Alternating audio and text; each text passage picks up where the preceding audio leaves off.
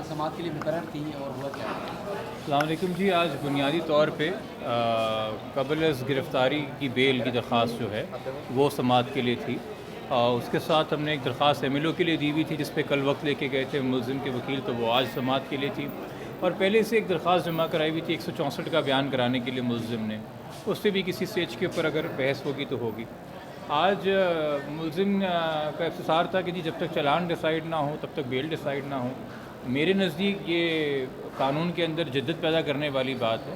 ہماری پوری criminal jurisprudence میں ایک نئی ایجاد آئی ہے کہ جب تک چلان ڈیسائیڈ نہ ہو بیل ڈیسائیڈ نہ ہو, خاص طور پہ وہ بھی پری اریسٹ بیل. ایسا نہ کوئی قانون ہے نہ کچھ ہے. خیر, چونکہ وہ کسی بھی بات پہ راضی نہیں ہو رہے تھے اور میرے خیال میں چاہ ہی رہے تھے کہ کسی طریقے سے آج کا وقت گزر جائے اور آگے میٹر ڈیٹ چلا جائے, جو کہ ایک معذرت کے ساتھ مجھے کہنا پڑے گا ایک تواتر سے ایک تسلسل بن گیا ہے. 1 مہینے سے اوپر ہو گیا ہے یہ بیل کی اپلیکیشن چل رہی ہے. تو یہ ٹیکٹکس ہیں جو انفارچونیٹ ہیں جو استعمال ہو رہے ہیں ملزم کی سائٹ سے. ایم ایل او کے اوپر ہاؤ ایور ڈسکشن ہوئی اور ہمیں ایم ایل او پہ رہنا تھا. میں اس پہ بھی اب تفصیل میں نہیں جاؤں گا کہ وہ کیا آرگومنٹس ہوئے. میرے خیال میں وہ بہت مختصر میٹر تھا, ہم نے تو بہت مختصر بیان کر دیا تھا. مگر چلیں, اکیوز کو اگر کورٹ سن رہا ہے تو اس کا حق ہے کہ وہ جو کچھ بھی پیش کرنا چاہے رکھنا چاہے رکھ سکتا ہے. وہ عدالت کے لیے کنسیڈر کرنا, میں تو نہیں تبصرہ کرنا چاہوں گا. بٹ ہماری مین گریونس یہ ہے کہ آج بیل اپلیکیشن چلنی چاہیے تھی اور وہ ڈیسائیڈ ہونی چاہیے تھی. بٹ چونکہ ہماری طرف سے یہ ایم ایل او اپلیکیشن تھی اور کم سے کم عدالت نے اس پہ پہل شروع کر دی, پھر اس وقت جتنا بھی لگا وہ ہر وکیل اپنی آرگومنٹس کے حساب سے ٹائم لیتا ہے, ہم نے بھی وقت لیا آف کورس. تو امید ہے کہ اب منڈے تک معاملات گئے ہیں. منڈے کو ایم ایل او پہ مزید گفتگو, مزید دلائل ہونے ہیں اور پھر بیل پہ بھی دلائل ہونے ہیں, اور امید ہے تب تک چلان بھی طے ہو جائے گا. تو جو فی الحال کچھ گریونسز اگر اکیوز کے وکیل کو ہیں یا ان کی کنٹینشن ہے تو وہ ایڈریس ہو جائے گی کہ چلان ایک بار ڈیسائیڈ ہو جائے گا. سر, ایم ایل او پراسیکیوشن اور تفتیشی افسر چاہ رہے ہیں کہ ایم ایل او ہونا چاہیے. جناب, پروسیکیوشن نے تو ہمارے آرگومنٹس اڈاپٹ کیے ہیں, انہوں نے سپورٹ کیا ہے. اور آئی یو کا اس وقت ثواب دید نہیں ہے, جو کہ آئی یو چلان جمع کرا چکا ہے, 375 میں جمع کرا چکا ہے. اور جس اپلیکیشن کی وجہ سے یہ ساری بات بنی ہے وہ اپلیکیشن آئی یو نے خود جمع کرائی تھی. اپلیکیشن جمع کرا کے وڈرا تو نہیں کی گئی ہے, وہ تو جورسڈکشنس کی وجہ سے, باقی معاملات کی وجہ سے میٹر ابھی تک لنگر آن ہو رہا ہے. تو اب منڈے کو امید ہے کہ ایم ایل او پہ جو بھی فیصلہ ہونا ہے ہو جائے گا, بیل پہ جو بھی فیصلہ ہونا ہو جائے گا, اور چلان پہ جو بھی فیصلہ ہونا ہو جائے گا. دیکھیے نا, چلان پہ جو فیصلہ ہے وہ حتمی ہے, اس کو بھی اپیل کیا جا سکتا ہے ملزم کی طرف سے بھی ہماری طرف سے بھی سپریم کورٹ کے لیول تک. نہ جو بیل پہ فیصلہ ہونا ہے وہ حتمی ہے, اس کو بھی اپیل کیا جا سکتا ہے آل دا وے ٹو سپریم کورٹ. اور جو ایم ایل او پہ فیصلہ ہونا ہے وہ بھی حتمی نہیں ہے. تو یہ میٹرز ہیں, یہ نارمل روٹین کے اندر چلتے ہیں, یہ چل رہے ہیں فی الحال, اور دیکھتے ہیں اس میں مزید کتنا وقت لگتا ہے. کیا کہیں گے جو اس وقت جو ایک ہی درخواست ہے ان کی طرف سے جو کہ پینڈنگ پڑی ہوئی ہے, اور وہ اس پہ عدالت جب سماعت رکھے گی ہم ان کو اسسٹ کر دیں گے. دیکھیے, یہ میرے لیے مناسب نہیں ہے کہ میں اس پہ اختلاف کروں کہ فلانی درخواست کیوں فائل کی ہے یا فلانی چیز کیوں ملزم کا وکیل چاہ رہا ہے. میں زیادہ سے زیادہ یہ بات کر سکتا ہوں کہ عدالت کو ہمارے نزدیک کون سی درخواست کو پرائیورٹائز کرنا چاہیے, جو کہ ہمارا کنٹینشن ہے, مگر ثوابدید عدالت کی کہ وہ کیا طے کریں. اسی طریقے سے ملزم کا اپنا رائٹ ہے کہ وہ اپنی کنٹینشن دیں. میں فیلو پروفیشنل کالیگ یا لائر کے اوپر تو اس طرح کی کوئی کامنٹ نہیں کروں گا, اور یقینی طور پہ لائرز جو ہیں وہ کلائنٹس کی انسٹرکشنز فالو کرتے ہیں. اگر کسی کو کلائنٹ نے انسٹرکشن دی کہ وہ ملاقات کرنا چاہ رہے ہیں تو ان کے وکیل نے درخواست فائل کی ہوگی, عدالت بہتر سمجھتی ہے تو اس کے اوپر سماعت رکھے گی, اور جو فیصلہ ہوگا وہ عدالت میں. اس درخواست پہ ویسے آپ کی رائے کیا ہے کہ ملاقات ہونی چاہیے یا نہیں ہونی چاہیے ملزم کی؟ میرے خیال میں تو جی ٹریویسی آف جسٹس ہوگا کہ اس کو برباد کرنے والی بات ہے, پھر ہمیں ٹرائل کی ضرورت ہی نہیں ہے. اگر ملزم اور وکٹم کی ملاقاتیں ہوتی رہیں اور مستقل ٹیمپرنگ ہوتی رہے اور نئے نئے بیانات اور طویل بیانات اور جو نئے مسئلے کھڑے ہو رہے ہیں ملزم کے لیے ان کو دور کرنے کے لیے انوکھے بیانات دیے جائیں, ٹیلر میڈ اسٹیٹمنٹس جو لینے کی کوشش کر رہے ہیں اکیوز, اگر یہ کرنا ہے تو پھر ہم اس ٹرائل کے اس پروسیس سے گزر کیوں رہے ہیں. میں تو دیکھیے شروع دن سے یہ کہہ رہا ہوں کہ میرا شکوہ شکایت بنیادی طور پہ یہ نہیں ہے کہ 14 سال کی بچی کی شادی ہے یا 18 سال کی بچی کی شادی ہے یا 16 سال کی بچی کی شادی ہے یا 11 سال کی بچی کی شادی ہے. میرا بنیادی گریونس اس وقت بطور پاکستانی ایک شدید قسم کی جوڈیشل کنفیوژن سے ہے. میں سپریم کورٹ کے آپ کو فیصلے دکھا دوں گا جو ایک دوسرے سے تضاد رکھتے ہیں, فیڈرل شریعت کورٹ کے فیصلے دکھا دوں گا جو ایک دوسرے سے تضاد رکھتے ہیں, ہائی کورٹ کے فیصلے پڑھواؤں گا جو ایک دوسرے سے تضاد رکھتے ہیں, اور لو جوڈیشری کی بھی فیصلے تضاد رکھتے ہیں. یہ جوڈیشل کنفیوژن کیوں ہے؟ کیا وکیل کے چینج ہونے سے فرق پڑ رہا ہے یا جج کے چینج ہونے سے فرق پڑ رہا ہے؟ جب قانون سیم ہے تو اس کا اطلاق بھی سیم ہونا چاہیے. ہم تو اس کیس کے ذریعے چاہ رہے ہیں یا باقی جو کیس فالو کر رہے ہیں کہ ایک یونیفارمٹی آئے, ایک اپروچ آئے. والدین کو پتہ تو ہونا کہ کس عمر کے اندر ان کا بچہ ونڈریبل ہے, کس عمر میں ان کو انصاف ملے گا اور کس عمر کے اندر وہ انصاف کی کوئی امید نہ رکھیں. یہ نہ ہو کہ ارے فلانے کیس میں یہ ہوا تھا تو اس جھوٹی امید کے اندر کوئی اپنا کیس پرسو کرے اور اس کیس میں نہ ہو. کیوں؟ کیونکہ یا تو وکیل مختلف ہیں, یا ججز مختلف ہیں, شہر مختلف ہے, یا قدریں مختلف ہیں.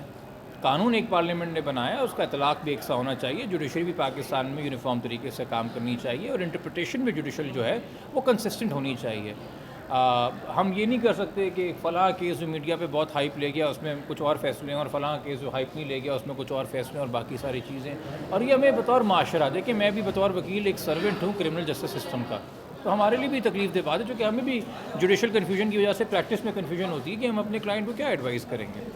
تو یہ اس کیس سے ہٹ کے نہیں, میں جنرلی بات کر رہا ہوں. چونکہ آپ ہی کے علم میں ہے کہ پچھلے اس جون جولائی کے اندر خاص طور پہ بہت سارے کیس نمایاں ہوئے.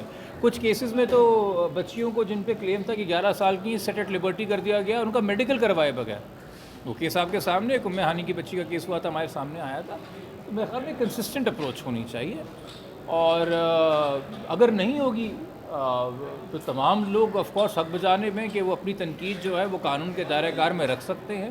اس ملک میں میرے نزدیک آرمی چیف کے بارے میں بھی نام لے کے بات ہو سکتی ہے, قمر باجوہ صاحب ہوں, یا چیف جسٹس آف پاکستان عمر عطیہ بندیال صاحب ہوں, ان کے بارے میں بھی بات ہو سکتی ہے, یا وزیر اعظم شہباز شریف صاحب ہوں. تمام پبلک آفس ہولڈرز ہیں, تمام ٹیکس پیئرز کی انکم سے تنخواہ لیتے ہیں, تمام سرونٹس آف دا کانسٹیٹیوشن ہیں, اور کانسٹیٹیوشن عوام کی خدمت کے لیے ہے, اور یہ آئین کی خدمت کے لیے اور آئین عوام کی خدمت کے لیے ہے. تو یہ رشتہ ہے. تو اس سے ہماری ایکسپیکٹیشنز ہیں. یہ جو میں آپ سے تبصرہ کر رہا ہوں, یہ بحث اس کیس سے اٹھ کے آف کورس ایک پولیٹیکل اور سوشل ڈائنامکس میں, تو میں یہ واضح کر دوں. بٹ چونکہ عوام کا انٹرسٹ بنا ہوا ہے اس کیس میں, جو اس پہرائے میں بات کر رہا ہوں, بہت ضروری ہے کہ کلیئرٹی آئے جوڈیشری کے اندر, ٹریننگ آئے, سینسٹائزیشن آئے. پارلیمنٹ نے جن مقاصد کے لیے قانون بنایا ہے ان مقاصد کے اوپر عمل درآمد ہو, تاکہ یہ قانون ضائع نہ جائیں, رائیگاں نہ جائیں. اور ٹریننگ ہونی چاہیے جوڈیشری کے اندر تھرو آؤٹ, تاکہ یہ کنفیوژن سے بھی ہم دور رہیں اور یہ پروسیسز, یہ کیسز جلدی چلیں.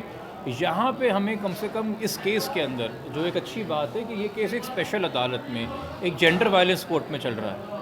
تو یہاں پہ جو ٹریننگ ہے, سینسٹائزیشن ہے, اسپیشلائزیشن ہے, وہ آف کورس باقی عدالتوں سے مختلف ہے. مگر یہ سہولیات اس طریقے سے ہر جگہ ہر کیس سے مہیا نہیں ہوتی.